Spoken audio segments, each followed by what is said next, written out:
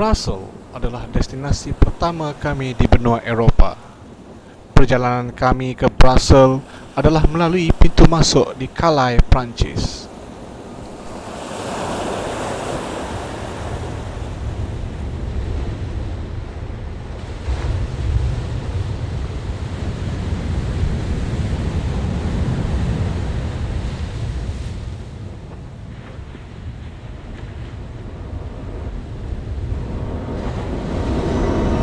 Okey, sekarang kita orang dah sampai dekat Calais, France.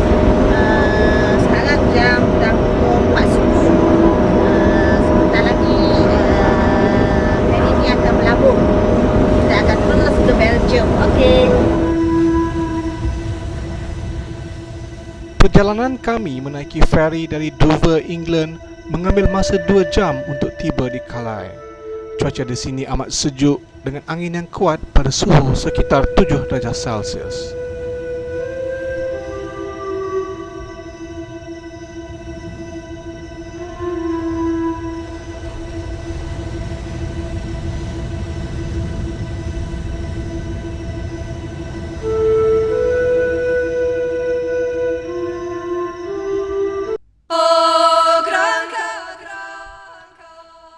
Kota Brussels berkeluasan 161 km persegi, mempunyai penduduk seramai hampir 1 juta orang. Kota ini dibahagikan kepada 2 kawasan iaitu Lower dan Upper Town. Lower Town meliputi kawasan pusat bandar, Grand Place dan kawasan pejalan kaki yang terkenal seperti Île Sacrée, Saint Catherine dan Marolles. Manakala Upper Town adalah kawasan boulevards iaitu taman-taman perumahan elit dan menempatkan muzium-muzium dan monumen.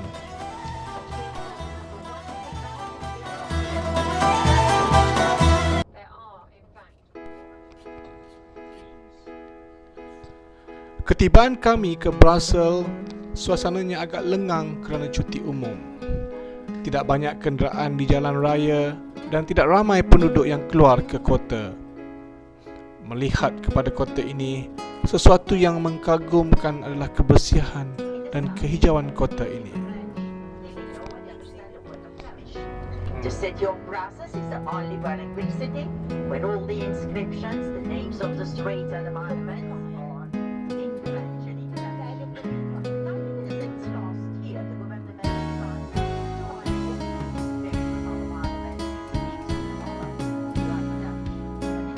Tidak terdapat sampah sarap yang kelihatan dan bandarnya banyak dihiasi dengan pohon yang dipagari oleh pokok yang dinamakan linden tree.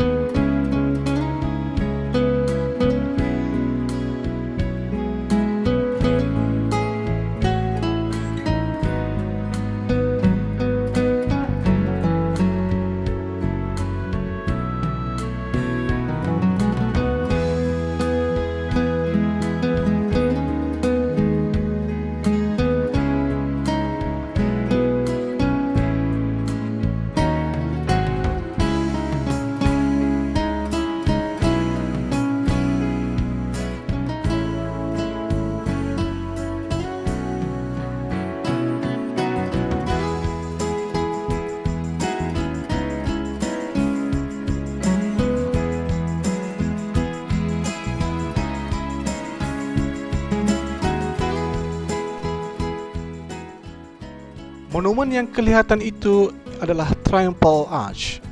Monumen ini dibina adalah untuk memaparkan mengenai kejayaan Brussels pada masa lalu. Monumen ini dibina pada tahun 1880 bagi tujuan mengadakan pameran dunia di Brussels.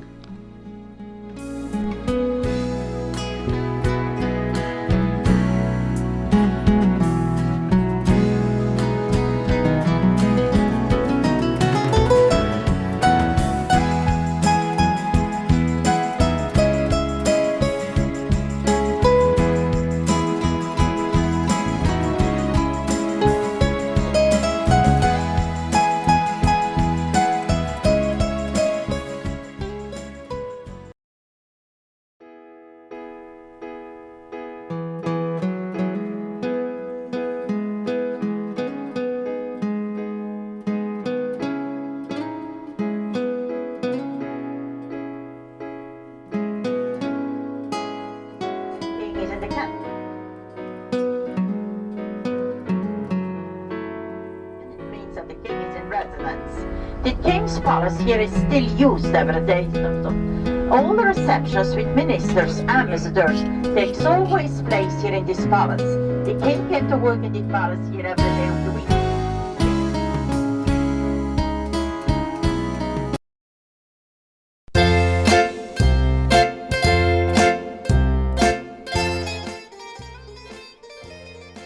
Ini adalah bangunan Parlimen Belgium.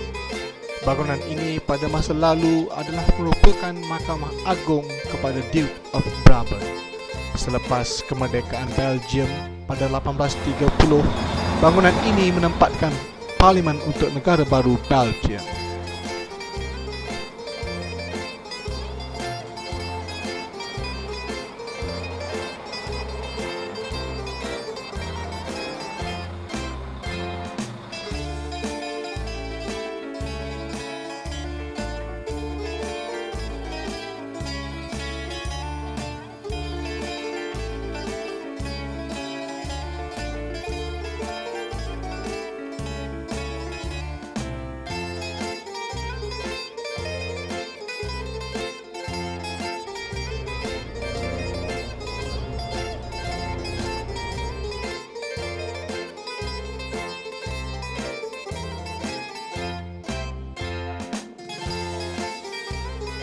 To the town hall square later.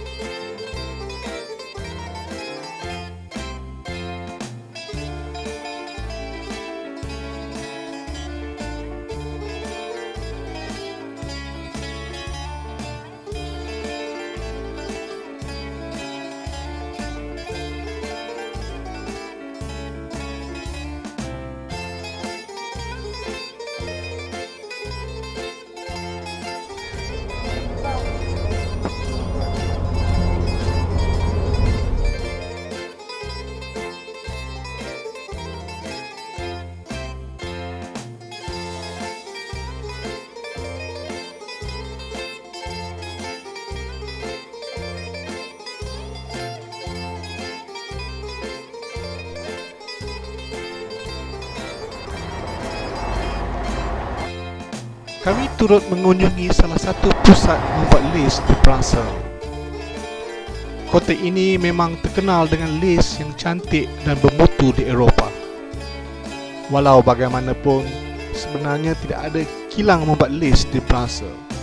Saya difahamkan hari ini terdapat lebih 1,000 orang pekerja membuat lace yang terdiri dari wanita yang berusia lebih dari 50 tahun mengusahakan sebagai kerja tangan.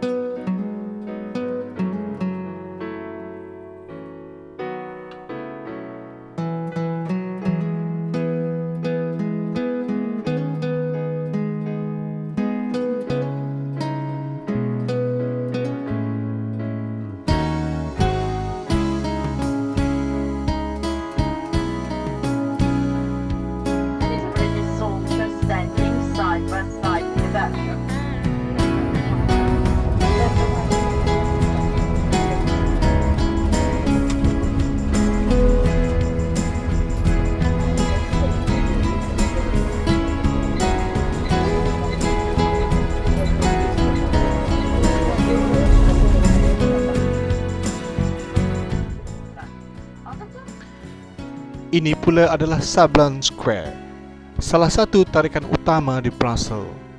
Kawasan ini mendapat nama dari tanah liat berpasir yang dipanggil Sablon dalam bahasa Perancis. Pada asalnya, ianya adalah jalan yang sering digunakan oleh penduduk. Disebabkan terlalu kerap digunakan, jalan ini menjadi semakin sempit dan kedua belah jalan ini menampakkan tanah liat berpasir berwarna kekuningan yang disebut Sablon dalam bahasa Perancis. Jadi, dari situlah kawasan ini mendapat nama. More than 400 different uniforms, they are all in the Cape City Museum.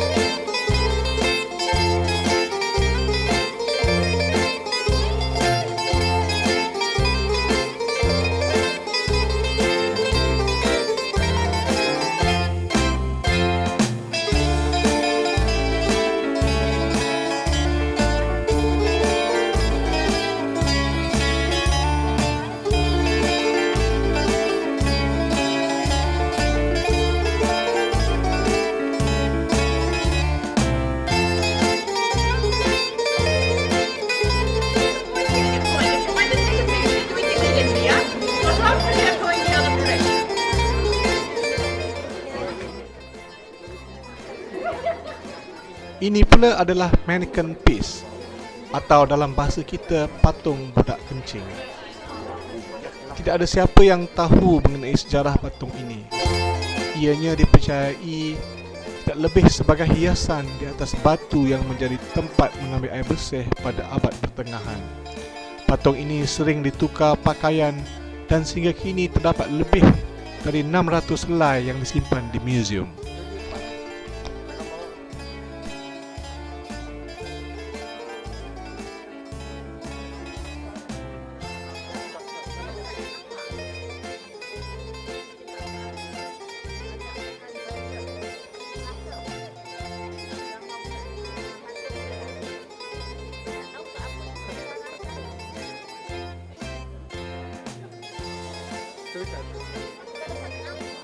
Nampak? Nampak? Budak kecil. Banyak budak kecil.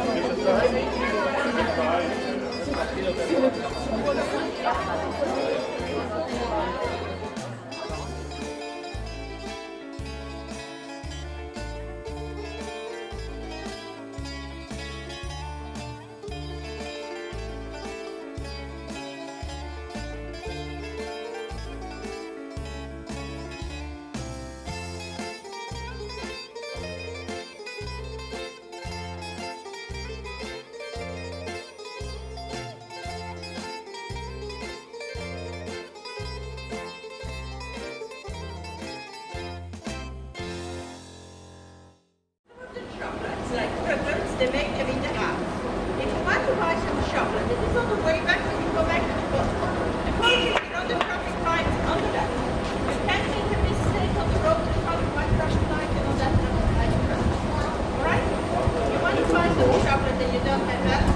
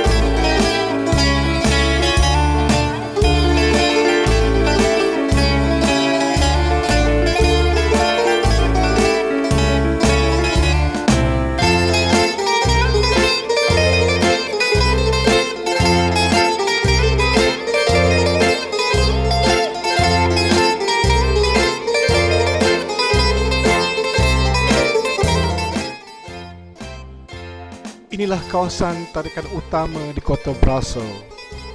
Memasuki dataran ini daripada salah satu pintu masuk utama, kita akan terpukau dengan kecantikan seni bina gotik meliputi bangunan menara, Town Hall yang tersegar indah, King House dan Guild House. Town Hall, bangunan ini melambangkan perkembangan kota Brussels sebagai ibu kota Duke of Brabant pada abad ke-14. Bangunan ini pada asalnya adalah bangunan kayu kecil yang didirikan untuk menempatkan pihak berkuasa perbandaran.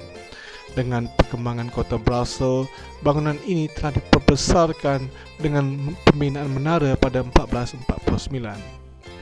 Dan kelihatan itu adalah deretan 4 buah bangunan yang dinamakan Guild House atau Rumah Kesatuan Saudagar yang dibina pada abad ke-17.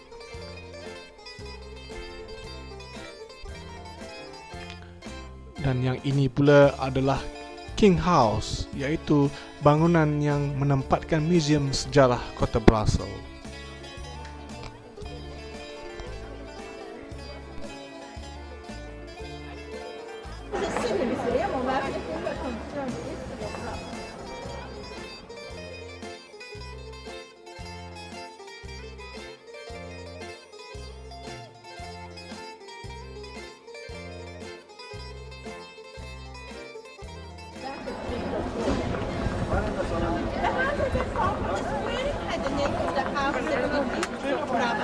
Because all the best, all the heads of those things.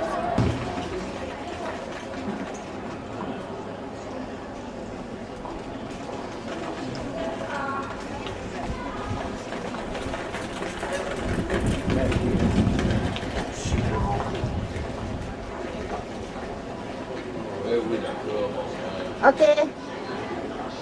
Está aquí esperando, no tengo una foto. Dah habis dua.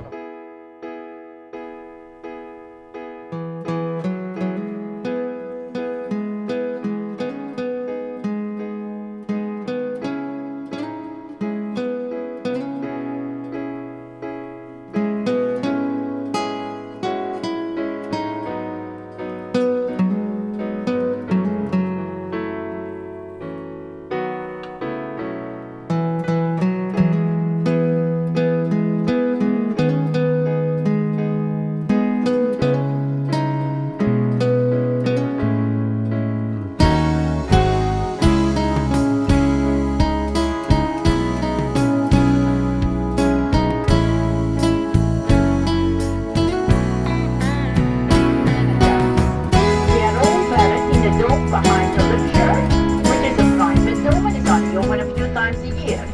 The church here was built in commemoration to the first Queen of Belgium.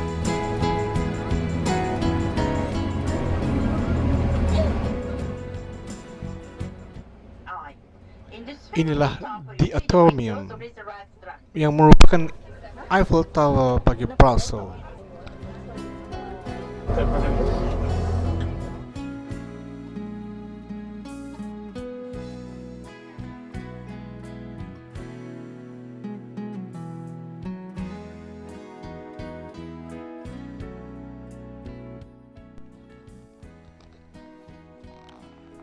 Bangunan yang kelihatan tersebut adalah Chinese Tower. Bangunan ini didirikan semasa King Leopold II selepas beliau melawat pameran di Paris yang memaparkan seni bina Jepun dan China, dan ini adalah merupakan Japanese Tower. Beliau merancang untuk membina bangunan yang hebat di Brussels. Bahan-bahan binaan serta tukang dari Yokohama dan Shanghai telah dibawa masuk untuk pembinaan tersebut yang siap pada abad yang ke-18.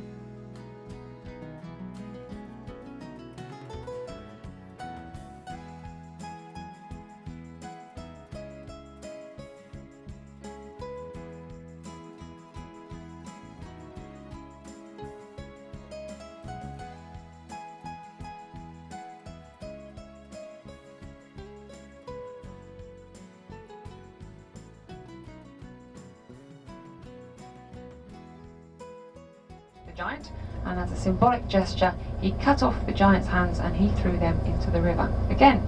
Now, Antwerp, if you translate it into English, it actually means hand throwing. So that is where the name of the city comes from, hand throwing. And they even have a monument, a statue of the giant in the centre of the Grote Markt, the main market square, where we get in the direction of Antwerp. So it is.